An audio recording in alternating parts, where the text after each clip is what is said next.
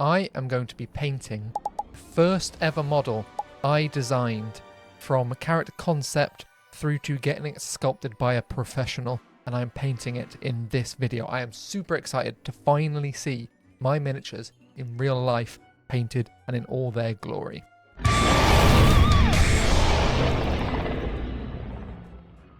Welcome back to Lizard of Doom. I am Max, and I'm continuing on my Union Jack project in this video where I am making my own miniatures game from nothing to something that hopefully everyone can collect and paint and enjoy. But first, I just want to bring attention to this video here, which is my Orc Kit Bash competition. You will have a chance of winning one of three. The winner gets a choice of these three start collecting boxes from Games Workshop. So join that Kit Bash competition in the Discord below, and that ends in October, and you will have a chance at winning. Right, on with this video. Almost a year ago now, this game came into conceptualization.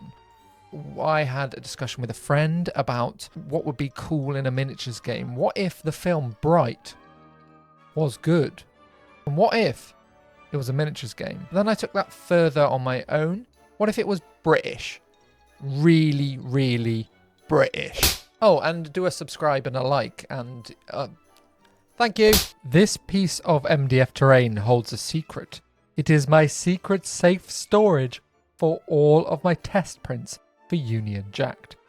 A lot of them are pretty damn good, and good enough for me to get some painted. The people have spoken, and Skid, the original character concept design for this game, is going to be the first one I paint.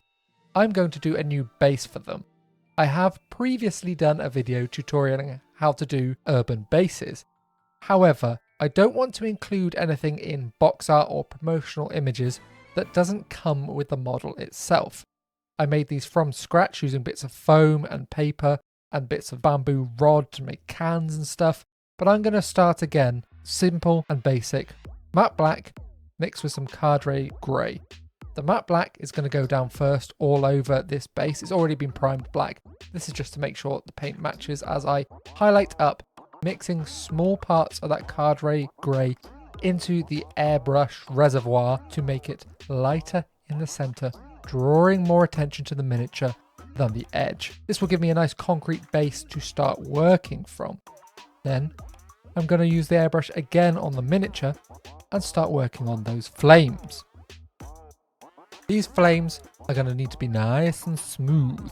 It is the only part of the model I will use the airbrush on, using Carmine Red, Incursion Orange, Demonic Yellow, and then some more Cardray Grey. That'll be airbrushed from the back over it to make it look smoky. I was having a few issues with my airbrush clogging on the day. It was in need of a real deep clean, but as always I've got deadlines to hit, so I had to press on. And I went ham with the yellow, giving it a nice bright base coat to then work from through the rest of the colours. But it went on rather thick. While I had the yellow in the airbrush, I thought I'd add some road markings using some masking tape on the base to make it look a little bit more urban rather than plain grey concrete. This is very easily done, and the masking tape makes sure it's nice neat road markings after you take it off. However, one yellow line looked a little bit wrong, so I decided to put a second little hint of a yellow line just on the edge of the base. Once I took the masking tape off of that, the base is nearly done. Really simple 5-minute base, if that. Just a little bit of Nuln Oil, our old friend now, to add some texture and dirt to this road surface. Like this is not a fresh new painted base, it is an old dirty road they are fighting in. And I'm not worrying about pooling, I'm actually splodging it around, hoping to create some dirt patterns and extra gumph and use that base texture, the little raised bits on all of these bases, to my advantage.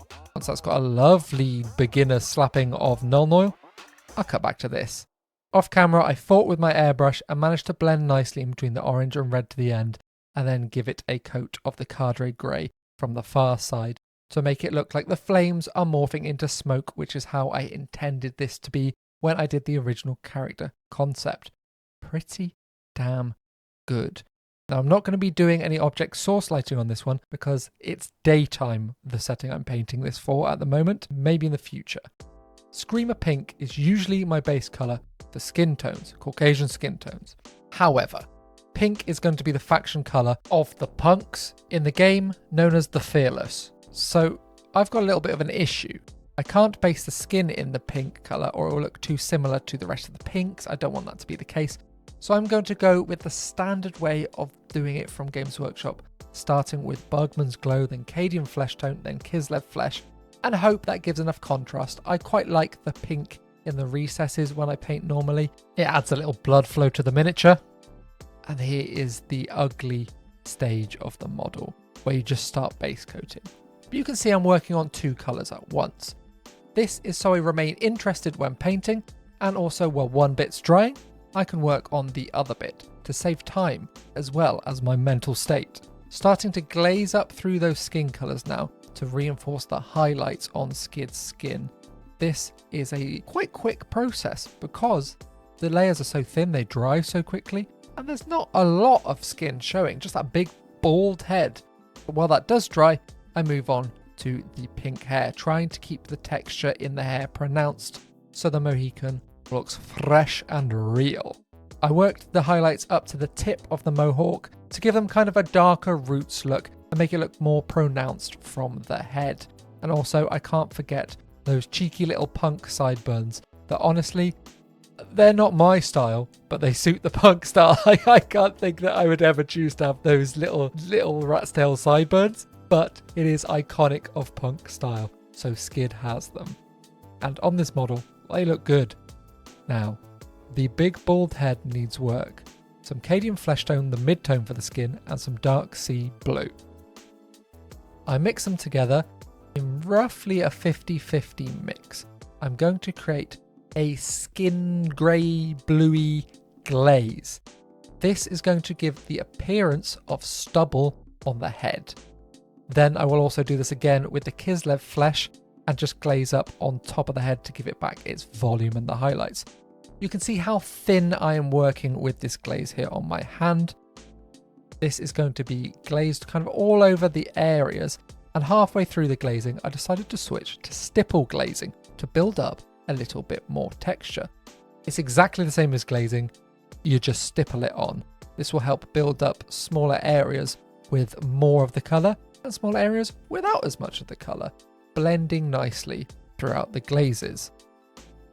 I have done this before, and to do it on different skin tones you just need to mix the mid-tone and the highlight of those skin tones into it. So I will be doing this on a character who has a black skin tone later down the line, and you'll see it at work there on a different skin tone. But for now, pretty happy with that shaved head look. I think that suits it very nicely. Anthracite Grey is going to be the base for my white t-shirt. I'm going to mix a little bit of that in with the white to create a very light blue base coat. And the reason I'm mixing this and not just using a light blue is because I want the tone to match all the way through. Blending up much as I did the skin tone until I hit that final bright white layer at the end. But I'm also going to work on another colour at the same time as well, keeping that going. Warpstone Glow is going to be the paint that I paint the bottle in. I want to set in that nice bright green straight away and work down and up from it. So I'm setting in a mid-tone with this one before working both ways. I just kind of pick how I'm feeling with each colour to do this. But there was a little incident. Skid fell off the cork I'd glued them to. So I thought it was time to put them on the base. And I also tidied up all the other areas with black as well, so that I could see what I was working with and I didn't have the overspray from the fire to deal with when I was working with the rest of the miniature. And now we go on to glazing that white up. This has still got a tiny bit of that blue mixed into it. It looks very white compared to the nice light blue of the t-shirt underneath, but this is the point. This is where we go thin glazes building up, and that little addition of the blue as well keeps white from being chalky. Very nice up to the bright, bright white. And once we have got there, the bottle has also received enough base coats that it is a nice solid green colour. So when the t-shirt is done, I can work on this. I mixed a bit of black in with the warpstone green just to bring it down to try and give the middle of the bottle some depth and make it look like it was a transparent see-through object rather than just a solid green bottle. I did a bunch of layers of this, finally building up to this dark green bottle. Then I mixed a very small amount of warpstone green in with white to start building up these highlights, and then tidy them up at the edges with some more warpstone green. Going back and forth, doing a little bit of a glaze to dull it down where I wanted the bottle to have a bit more depth, doing more green glazing over the top to tie it all in, before going back and putting little white specular highlights where I wanted the high points of the reflection on this bottle to be. I would also do an ard coat layer at the end, a gloss varnish, so I had a real shine as well as the painted shine, just to add to the glass texture of this bottle. Once that was done, I spent some time painting up the label, some bone colours, a little bit of red and some black writing to make it look like some kind of brand of wine that has now been turned into a Molotov. But I will be adding some brightness to this fire using the capillary action of the water flowing through the crevices of the sculpt. Really thinned down white in the cracks, and then using a wet fingertip to wipe it off the top of the work there to make sure that I am not smudging the other paint from underneath it off. This is when my fingertip is wet. I don't want friction and I don't want to rub that paint off, especially airbrush paint is a very thin layer. And now black. A lot of this model is going to be black. Black and dark grey is how I'm going to paint the double denim that Skid is wearing. This will be glazed up slowly, and then black, dark sea blue and anthracite grey are going to represent the leathers, the leather gloves, the boots and at the top of the belt. The grey I mixed in with the black much as I did the t-shirt, a base of the black to start with, then mix slowly in layers building up towards dark grey, but I never actually reached dark grey.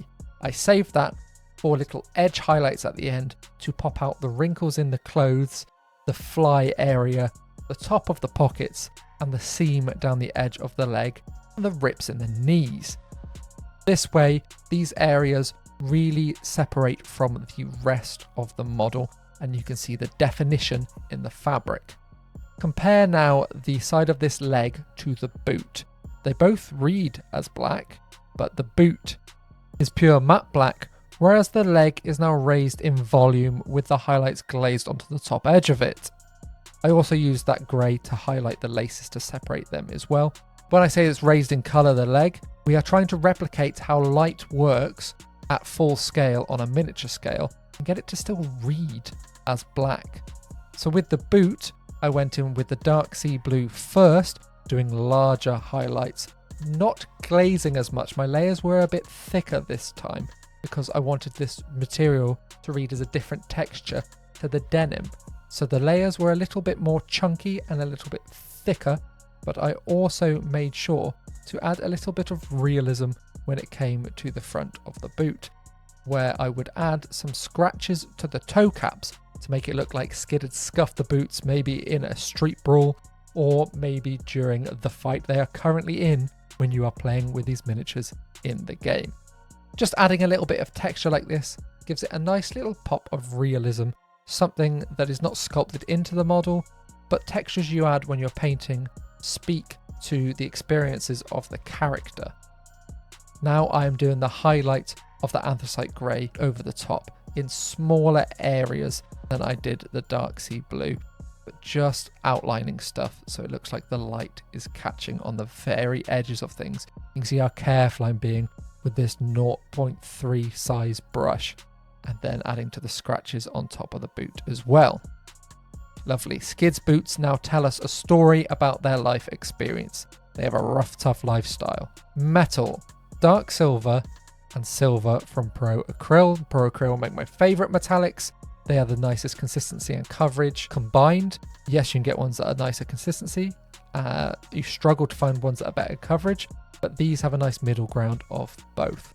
Most of the metallic areas have been based with that dark silver, and now I'm just picking out the edge highlights with the silver. The belt buckle I went a little bit thick on, so I decided to go back and forth and come back with a bit of that base coat to then darken down the areas and make those edge highlights even thinner.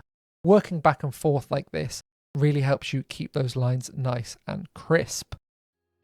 Right now, we're looking pretty good, but when I went round the back to paint this earring here, I noticed a deadly mistake. So once I had finished highlighting this earring, I decided to fix it then.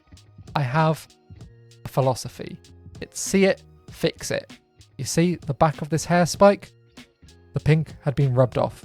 I'm assuming I'd fat fingered the model somewhere and caused too much friction and rubbed this part of the paint off. So I went back in with the pinks to fix it. See it, fix it is a good principle to live by when you are painting miniatures. If you fix it then, it doesn't become a bigger job later. Now once that was done, a few little bit of more metallics like the belly button ring I had forgotten in the first place, and then it's on to something quite daunting. Something I have to do off camera because I can't do it with recording in between my face and the model. The buttons and the patches on Skid's jacket. They are so small I'm going to have to get so close, but this is the result. That Union Jack took many attempts to do. It is smaller than the tip of the brush, those lines, so I had to be very delicate, and at one point I scraped it all off and started again to try and get it as perfect as I possibly could. And I'm happy with it. So you can actually test this game while it is in development. There will be slight changes to the rules soon, a little bit of a tweak here and there, but the main game is pretty much there. The link for that is the Google Docs link down in the description with all the other links like the Patreon link, but I'll get to that in a second. Thank you, Patreons. The Google Docs link includes some standees you can print out to play of the initial concept designs, the rules for the game, and also the character cards are in a separate folder. Some people have had trouble finding that. I'll put it up here, a little picture of exactly where it is. And then you can get testing this game. There is also a feedback form in there. Some people have filled it out, so it would be great to see a couple more reviews of the game in that feedback form so I can get a grips with who needs tweaking and what, where, why. Because I can do games myself with friends and that is really good and they give me good feedback, but I need numbers. So thank you very much for having a little look at that. And thank you to my Patreons. If you would like to help support this indie game project that I'm making all by myself, I've hired one sculptor at the moment. That is the only employee I have got. And I also have one of my lovely Patreons has decided that they would like to help me write the lore after me asking, you like writing, don't you? So they are helping me lawsmith on this project as well. So thank you all for watching. Have a great time. Leave a little like for the like gods and a comment for the algorithm throne, and I will see you next time. Peace.